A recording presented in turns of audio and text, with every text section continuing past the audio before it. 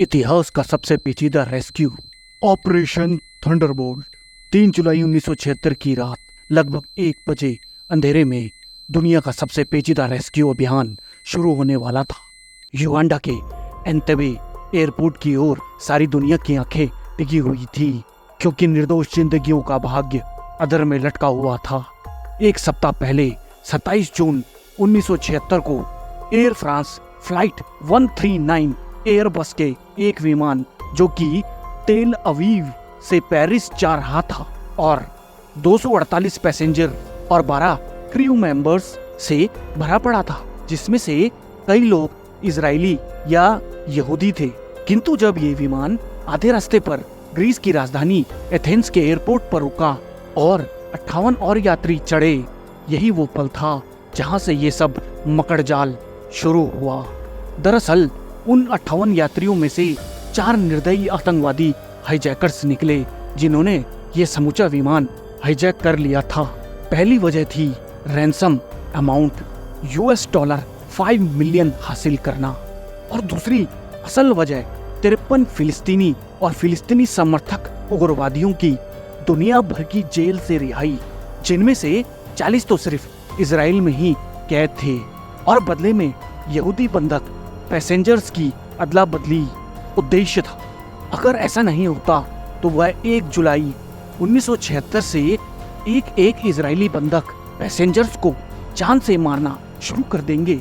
Hijackers आतंकियों की इस शातिर डिमांड को मानने के लिए आखिरी दिन डेडलाइन 1 जुलाई 1976 तय हुई, जो कि भारी नेगोशिएशन के बाद 4 जुलाई 1976 तक पहुंची।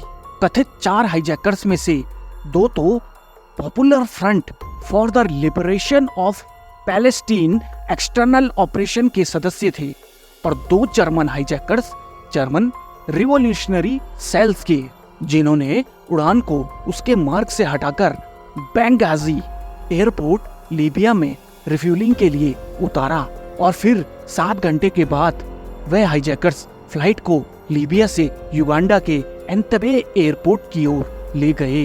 वो इसलिए क्योंकि लीबिया कई देशों को ऑयल सप्लाई करता था और वह एक न्यूट्रल कंट्री था।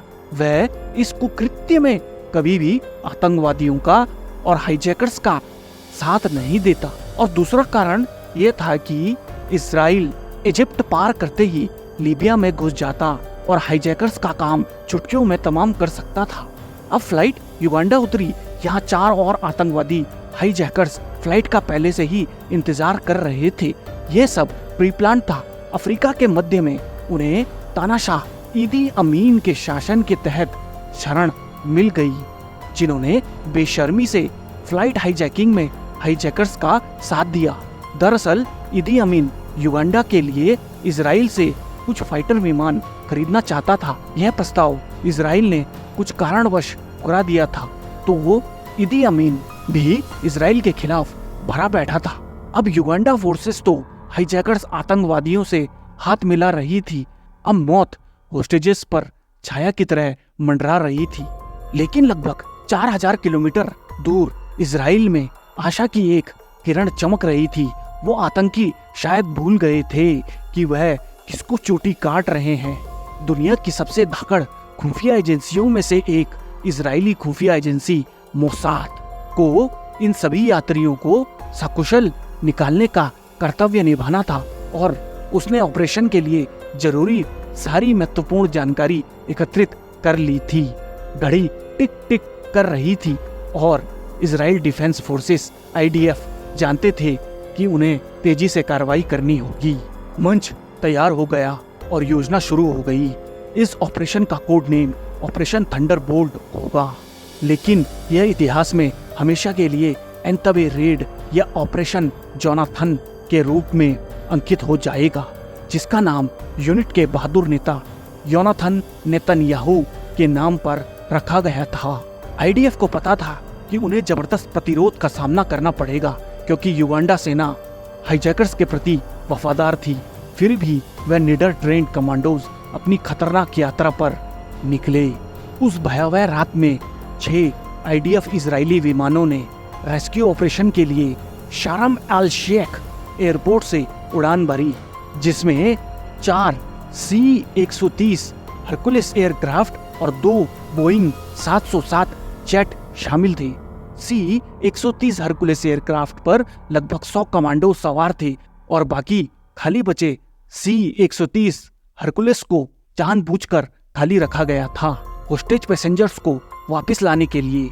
अब 2 बोइंग 707 में से पहले विमान में कम्युनिकेशन सिस्टम और मेडिकल रिलेटेड इक्विपमेंट्स रखे हुए थे और दूसरे बोइंग 707 को एंतबे एयरपोर्ट की निगरानी करनी थी और ये विमान रात के सन्नाटे में लाल सागर से महज 100 फीट यानी कि 30 मीटर की ऊंचाई में उड़ते हुए अपने को रडार से बचाते हुए विशाल भूमि और समंदर को पार करते हुए 4000 किलोमीटर से अधिक की यात्रा पूरी कर गए।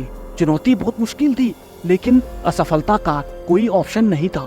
यहाँ कीनिया ने इजराइल की मदद कर दी और अपने देश की भूमि पर जोमो केन्याता इंटरनेशनल एयरपोर्ट पर विमानों को रिफ्यूलिंग फैसिलिटी व उतारने की परमिशन दे दी। यहाँ से युगांडा बहुत पास था और अब इजरायली रेस्क्यू फोर्सेस अपने रेस्क्यू मिशन को आसानी से अंजाम दे सकती थी। हालांकि बाद में केनिया को इसके लिए महंगी कीमत चुकानी पड़ी।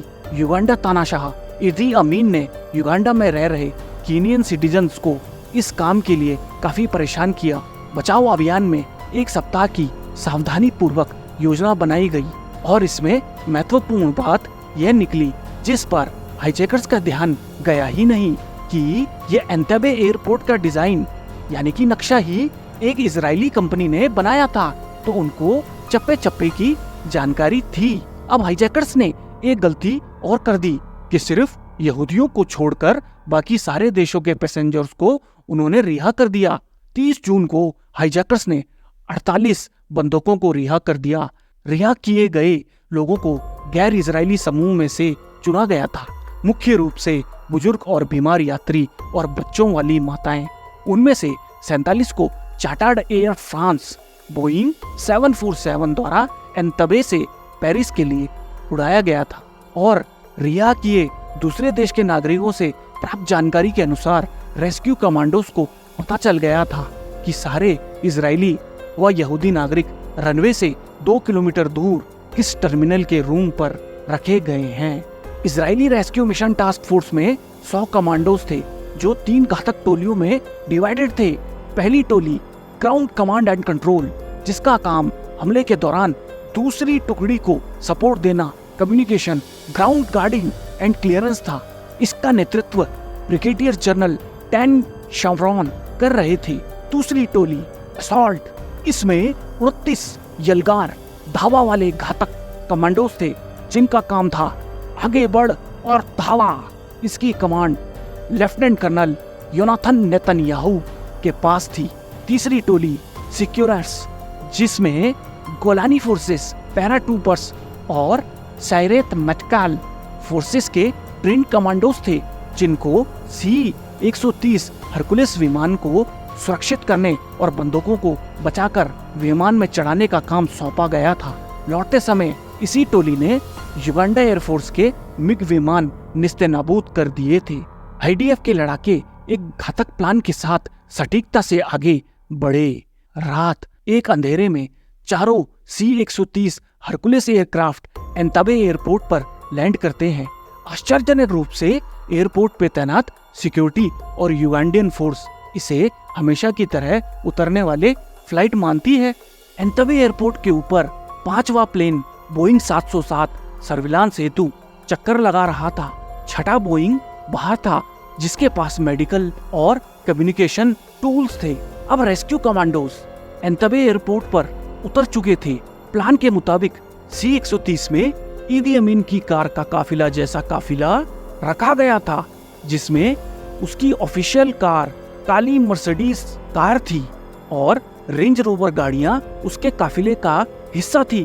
पर इस बार इसमें ईदी अमीन और युगांडा फोर्सेस के ऑफिसर नहीं, बल्कि इजरायली घातक कमांडोज थे, जिसका नेतृत्व लेफ्टिनेंट कर्नल योनाथन नेतन्याहू कर रहे थे। अब काली मर्सिडीज कार का काफिला एंतबे एयरपोर्ट पर दौड़ रहा था होस्टेज की तलाश में कि तभी सिक्योरिटी चेक पोस्ट पर 2 संतरियों को काफिले पर शक हुआ, क्योंकि बदकिस्मती से अभी युगांडियन तानाशाह ने काली मर्सिडीज की जगह सफेद मर्सिडीज कार यूज करनी शुरू कर दी थी। संतरियों ने रोका तो कमांडोज ने ताबड़तोड़ फायरिंग शुरू कर दी।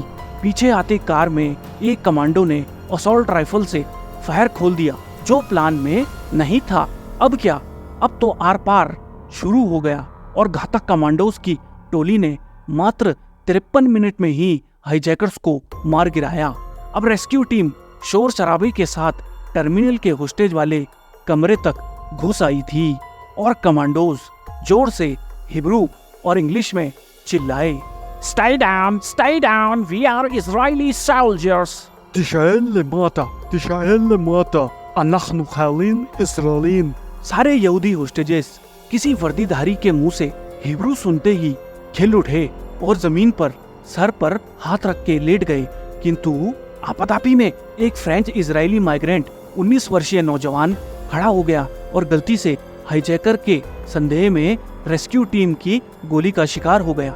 106 बंदूकों में से 3 मारे गए। एक होस्टेज 74 वर्षीय डोरा ब्लॉच को अनजाने में युगांडा में छोड़ दिया गया, जिन पर बाद में खिसियाए तानाशाह इदी अमीन के ऑफिसरों ने हॉस्पिटल से खदेड़ के गोलियां चला डाली। बाकी बचाए होस्टेजेस में से 10 घायल हो गए। छापे के तुरंत बाद बचाए गए 102 बंदूकों को नैरोबी केनिया के रास्ते इजराइल ले जाया गया, जहां उनका बेन गुरियन एयरपोर्ट पर ताबड़तोड़ स्वागत हुआ। Brave lieutenant colonel unit commander Yonatan Netanyahu Uganda forces की गोलीबारी से अपने देश के लिए सेवा देते हुए वीर गति को प्राप्त हुए। उनकी क्षति को गहराई से महसूस किया गया था और दुनिया के कम ही लोग ये जानते थे कि आगे चलकर उनके छोटे भाई बेंजामिन नेतन्याहू इजराइल के प्रधानमंत्री बनेंगे। गोलाबारी भयंकर थी।